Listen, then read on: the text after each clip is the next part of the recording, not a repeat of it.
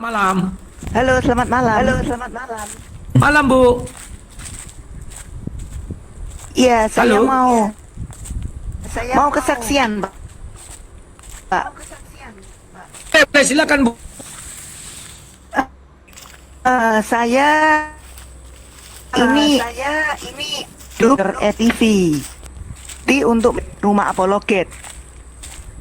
Setelah saya menyumbang, ternyata Edis menghubungi saya dan mau memberikan donasi untuk lansia. Nah, dengan syarat-syarat tertentu. Yang pertama, harus langganan TikTok, bayar 1,8 juta. Kemudian harus ada bayar pajak untuk OJK 5.250.000.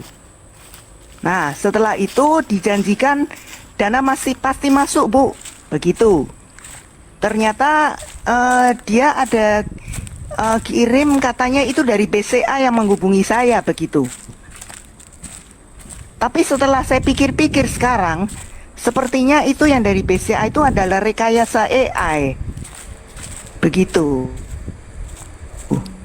Kemudian waktu itu dana saya kurang untuk yang dari BCA itu bilang harus membayar sebanyak 17,3 juta. Nah, waktu itu dana saya kurang. Lalu dia berbaik hati meminjami begitu 2,5 juta.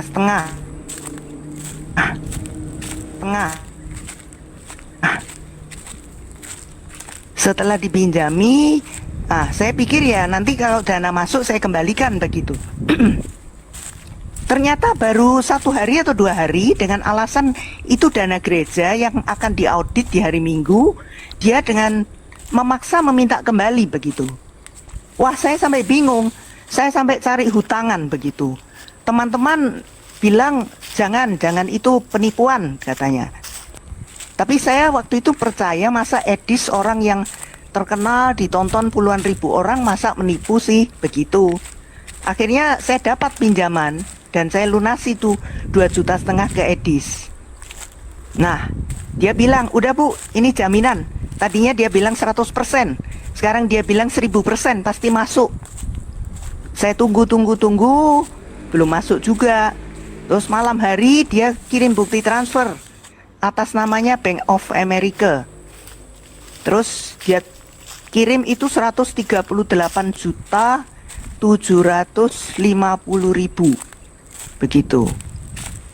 Dia bilang coba cek Bu, besok jam 2 siang cek di bank. Sampai besoknya saya cek di bank nggak ada masuk. Terus dia bilang ini masih ada hambatan gini. Saya cek sampai sekian jam, saya cek nggak ada. Oh ya, terus mari. Setelah itu dia bilang ini ada lagi. Oh gini, saya bilang, loh kalau transfer itu harusnya kan segera aja masuk. Kalau online dalam hitungan menit aja kan masuk. Dia bilang nggak tahu alasannya ini itu. Terus saya bilang, loh saya ke bank saya bawa bukti apa? Terus dia kirimkan QR code. Saya bawa itu QR code ke bank. Petugas bank bilang, ini untuk bayar Bu, bayar pajak apa begitu, 1,8 juta. Loh, saya kaget, orang transfer kok harus bayar lagi gitu. Akhirnya saya hubungkan petugas bank itu dengan Edis untuk ngomong sendiri. Tapi gagal, nggak bisa ngomong gitu. Yang petugas bank bilang jangan dibayar Bu, ini penipuan. Bu, boleh saya bertanya nggak? Waktu dia menghubungi ibu itu, memang suaranya kayak Edis atau gimana? Iya, karena dia video call, juga fotonya seperti yang kalau dia live itu. Video call ya? Iya, video call. Dan orangnya ibu lihat?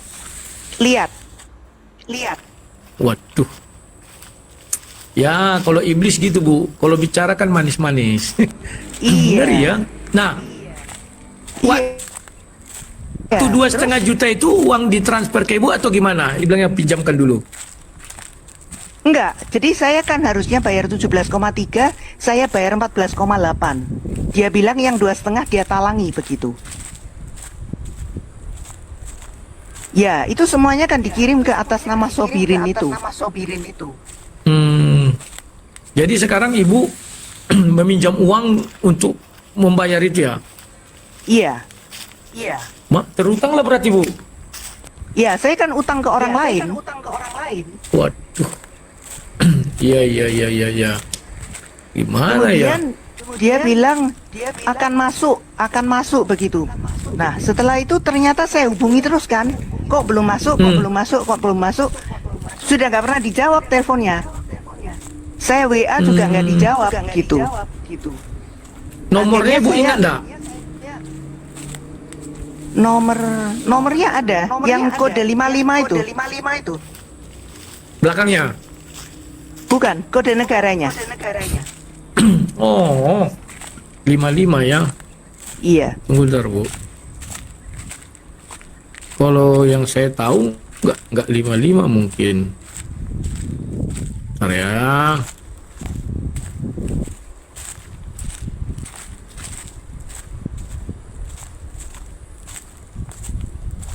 Tujuh satu empat. Kemarin Pak Rudi pernah kasih ke saya itu ya. Ini ibu yang apa ya? Iya, Ini yang nih. saya bukan. Yang saya bukan ya? sering inbox itu. Oh, iya benar lah kalau itu. Iya. Nggak ada nomor lain, hanya satu nomor dia sama saya bu. Apa dia pernah ganti nomor ya? Memang pernah dia punya nomor lain. Tapi saya tidak tahu kan dari awal. Hmm. Setelah saya sumbang rumah Apollo Gate itu, dia hubungi saya dengan nomor itu dan seterusnya komunikasi dengan itu.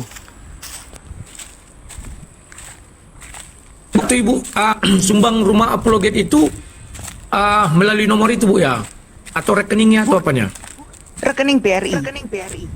Waduh. Setelah ibu transfer, dia tahu nomor ibu, langsung dihubunginya ibu. Kan waktu saya inbox, di situ ada pesan tinggalkan nomor WA. Nah, saya tinggalkan nomor WA. Lalu dia hubungi saya. Boleh Ya, saya- tahu berapa waktu itu ibu sumbangkan donasi untuk rumah Apollo Gate dia itu? 500.000. Lumayan itu bu. Ngeri, Iya. dari situ dia mulai menawarkan sesuatu sama ibu ya. Iya. Nah, waktu itu saya Iya, pikir iya. ya, kan dia bilang terdengarnya mulia sekali sih. Dia bilang ini donasi untuk lansia karena lansia kan udah tidak bisa bekerja begitu. Kok tahu dia ibu lansia ya?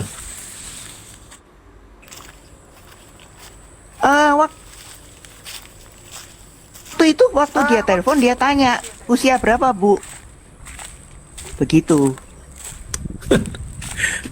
Aduh.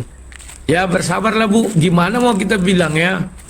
Dia itu Iya. memang Oh. baru taunya kemarin kami. Aduh, Oh. makanya. Nah itu lalu setelah saya tunggu-tunggu ndak kirim kan saya telepon terus, saya BA terus, dia nggak jawab sampai saya saya bikin tulisan panjang gitu, saya katakan semua apa yang pernah dia katakan kenapa tidak terjadi gitu. Terus diblokirlah Ibu. WA saya. Ibu, kalau buka cam ibu mau bu? Kalau nggak apa-apa. Kalau mau boleh, kalau nggak apa-apa. Jadi Iya. semua kawan-kawan dengar ya, bahwa kalian jangan melihat orang itu dari tutur kata. Hanya lembut. Ibu ini udah bersaksi yang WA aku gitu loh. Tapi setiap orang minta nomor Edis, selalu aku bilang, tolong sampaikan dapat nomor dari Rudi, aku bilang. Iya kan bu ya? Iya, tapi saya nggak pernah gunakan nomor itu.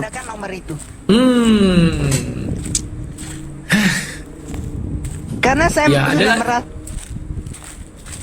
merasa nggak ada gunanya gitu ngomong ke dia, jadi saya nggak hubungi dia lagi Aduh. supaya Kayak ini kan banyak orang berpikir gitu. Selama ini kan banyak orang berpikir dia baik gitu. Sehingga banyak yang Iya, iya. kan marah-marah ke Pak Rudi kan. Omongannya gitu. Memang kalau bicara dia sih lembut. Kan kayak Iya, kelihatannya kan ya agamis gitu. Tapi siapa sangka kalau dia lakukan penipuan yang murahan ya, seperti yang terjadi di dunia luar sana. Kan model itu kan mengiming-iming sesuatu lalu bayar. Iya, pantasan dia nggak ada kerjanya itu, Bu. Jadi kan dia menipu itulah terus dapat uang. Iya. Aduh. Betul. Iya, betul.